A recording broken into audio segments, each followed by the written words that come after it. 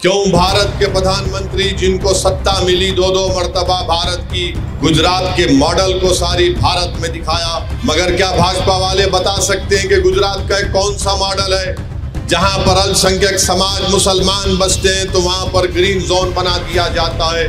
इंशाअल्लाह ताला ये ग्रीन जोन का मसला साबिर काबलीवाला साहब की क़ियादत में हम इसको हल करेंगे और अगर जरूरत पड़ेगी तो इंशाअल्लाह ताला मैं आपसे वादा कर रहा हूँ कि मैं खुद जुहापुरा आकर जुहापुरा की सड़क पर मैं रोड जैम चक्का जैम कर दूंगा उस वक्त तक जब तक के ग्रीन जोन नहीं निकाला जाएगा।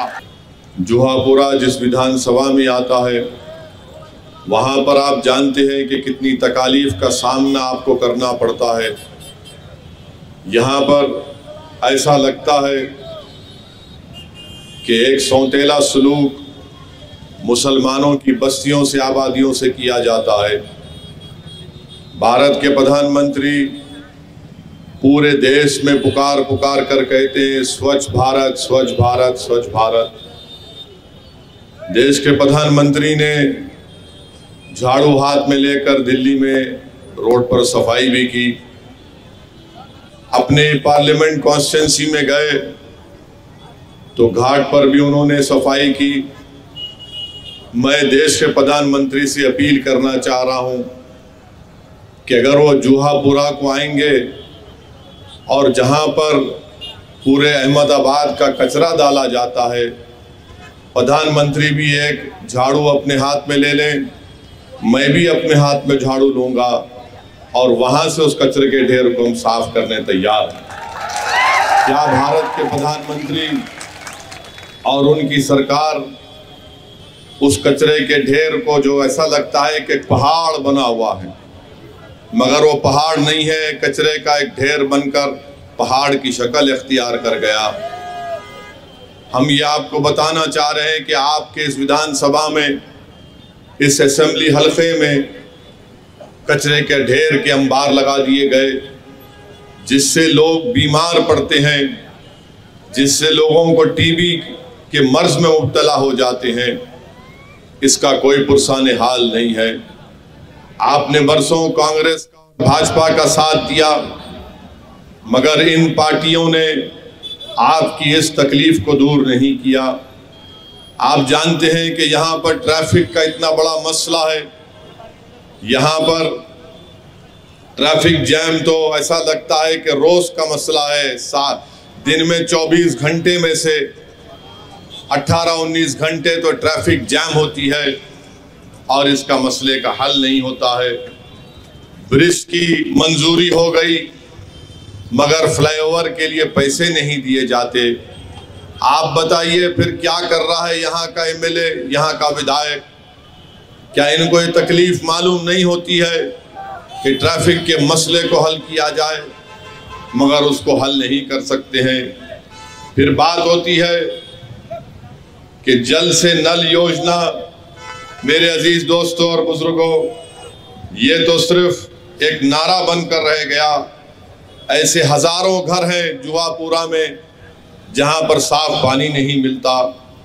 और आप जानते हैं कि यहाँ पर एक छोटा सा पार्क बनाया गया था जिसका नाम मुस्कान रखा गया। तो बीजेपी को पसंद नहीं आया कि बच्चों के चेहरे पर मुस्कान कैसे होगी और उस पार्क को बुलडोजर के जरिए निस्तो नाबूद कर दिया गया। मेरे अजीज दोस्तों और बुजुर्गों, आप जानते हैं कि ग्रीन जोन का एक बहुत बड़ा मसला जुहापुरा में है। आप इस बात को जानते हैं कि ग्रीन जोन के नाम पर जुहापुरा की तरक्की को रोक दिया गया और जुहापुरा के उस इलाके में जहां पर एक बड़ी तादाद में मुसलमान बसते हैं वहां पर ग्रीन जोन बना दिया गया और ग्रीन जोन में सिर्फ 5% तामीर हो सकती है।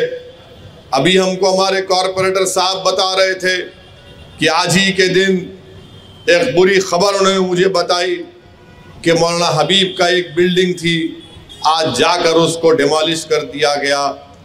क्यों बीजेपी की सरकार, क्यों यहाँ के member of parliament Amit Shah, क्यों भारत के प्रधानमंत्री जिनको सत्ता मिली दो दो मर्तबा भारत की, गुजरात के मॉडल को सारी भारत में दिखाया।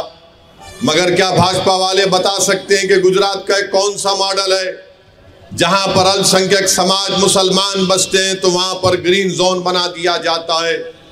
क्यों बना दिया जाता? ताकि अल्पसंख्यक समाज चैन की जिंदगी ना गुजार सके, ताकि मुस्लिम अक़लियत इज्जत के साथ अपनी जिंदगी ना गुजार सके, ताकि उनके इलाकों में सही तरीके से रोड का मौसर इंतजाम ना हो सके। और हम आपसे वादा कर रहे हैं कि आने वाले चुनाव में आप यहाँ से मंजलिस के उम्मीदवार को आप MLA बनाइए। इंशाअल्लाह ताला ये ग्रीन जोन का मसला साबिर काबुलीवाला साहब की क़ियादत में हम इसको हल करेंगे, इसको निकालेंगे। और अगर ज़रूरत पड़ेगी तो इंशाअल्लाह ताला मैं आपसे वादा कर रहा हूँ कि मैं खुद जुहापुरा आकर जुहापुरा की सड़क पर मैं रोड जाम चक्का जाम कर दूंगा उस वक्त तक जब तक के ग्रीन जोन नहीं निकाला जाएगा। मेरे अजीज दोस्तों और बुजुर्गों, ये ग्रीन जोन निकालना जरूरी है। ग्रीन जोन जुहापुरा के मुसलमानों से तासुब की निशानी है, नफरत की निशानी है। और लोकतंत्र में इस तरह के फैसले नहीं लिए जा सकते हैं। जुहापुरा में आप जानते हैं कि गवर्नमेंट स्कूल नहीं है, बल्कि मैं ये जिम्मेदारी के साथ आपसे कह रहा हूं कि जुहापुरा में गवर्नमेंट स्कूल, बल्कि पूरे अहमदाबाद में गवर्नमेंट स्कूल सिर्फ 8वीं जमात तक पूरे अहमदाबाद डिस्ट्रिक्ट में है।